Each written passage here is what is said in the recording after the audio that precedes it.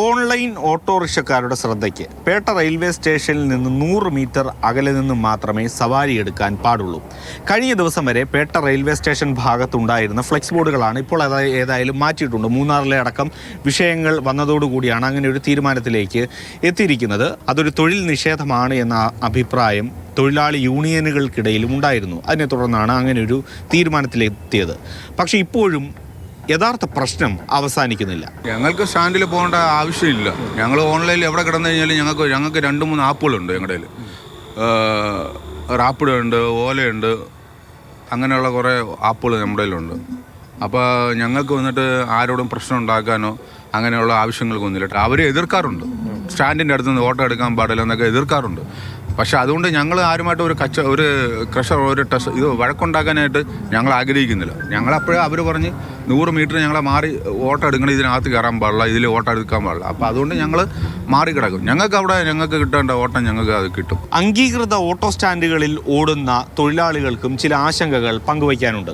Uber ഇല്ലാത്തവർക്ക് ഇത് ബുദ്ധിമുട്ടാണ്, നമുക്കൊരു ബുദ്ധിമുട്ടാണ്. എനിക്കിപ്പം ടച്ച് ഫോണല്ലേ ഇരിക്കുന്നത്, സാധാ ഫോണാണ്. ഞാൻ എങ്ങനെ യൂബർ ഓടും? ഞാൻ കീപാഡാണ് ഇരിക്കുന്നത്, എങ്ങനെ ഓടും? ഈ യൂബറിൻ്റെ പേരും പറഞ്ഞ് 30ൻ്റെ ഓട്ടോ എടുത്ത് റെയിൽവേ സ്റ്റേഷനാണ് കൊണ്ട് നിർത്തിയിട്ട് ഇവർ ചെയ്യുന്നതെന്ന് പറഞ്ഞാൽ വലിയ ഓട്ടം വന്ന് പാസഞ്ചർ ചോദിച്ചാൽ റേറ്റ് പറഞ്ഞെടുത്തുകൊണ്ട് പോവുകയാണ്.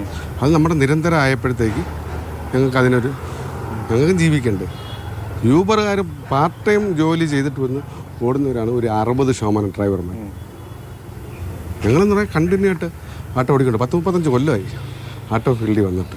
ഈ പേട്ട റെയിൽവേ സ്റ്റേഷനിൽ നിന്ന് തൊട്ടടുത്ത് തിരുവനന്തപുരത്ത് വെച്ച് തന്നെയാണ് മന്ത്രി വി ശിവൻകുട്ടി ഓൺലൈൻ സവാരി പ്രോത്സാഹിപ്പിക്കുന്ന സവാരി 2.0 എന്ന പദ്ധതിക്ക് ഫ്ലാഗ് ഓഫ് കർമ്മം നിർവഹിച്ചത്. ഓൺലൈനിലൂടെ യാത്രക്കാർക്കും ഡ്രൈവർമാർക്കും പ്രയോജനം നൽകുന്ന പദ്ധതിയാണ് തുടങ്ങിയതെന്നാണ് മന്ത്രി പറഞ്ഞത്. മന്ത്രിയോട് തൊട്ട് ചേർന്ന് നിൽക്കുന്നതെല്ലാം തന്നെ തൊഴിലാളി നേതാക്കളും. ഇങ്ങനെ സർക്കാർ ഓൺലൈൻ ടാക്സി സർവീസിനെ പ്രോത്സാഹിപ്പിക്കുമ്പോൾ CITU അടക്കമുള്ള സംഘടനകൾ നേരത്തെ പേട്ട റെയിൽവേ സ്റ്റേഷനിൽ അടക്കം എടുത്ത നിലപാട് ചോദ്യം ചെയ്യപ്പെട്ടു. ഇതോടുകൂടിയാണ് ഇവിടെ നിന്നും ഫ്ലെക്സുകൾ മാറ്റിയത്. രണ്ട് കൂട്ടരും പറഞ്ഞു വയ്ക്കുന്നത് തൊഴിലെടുക്കുമ്പോൾ അവർ അനുഭവിക്കേണ്ടി വരുന്ന ബുദ്ധിമുട്ടുകളെക്കുറിച്ചാണ്. പരിഹാരമുണ്ടാക്കേണ്ടത് സർക്കാരും. പ്രേം ശശിക്കൊപ്പം AK Stephen, Mathrubhumi news, Thiruvananthapuram.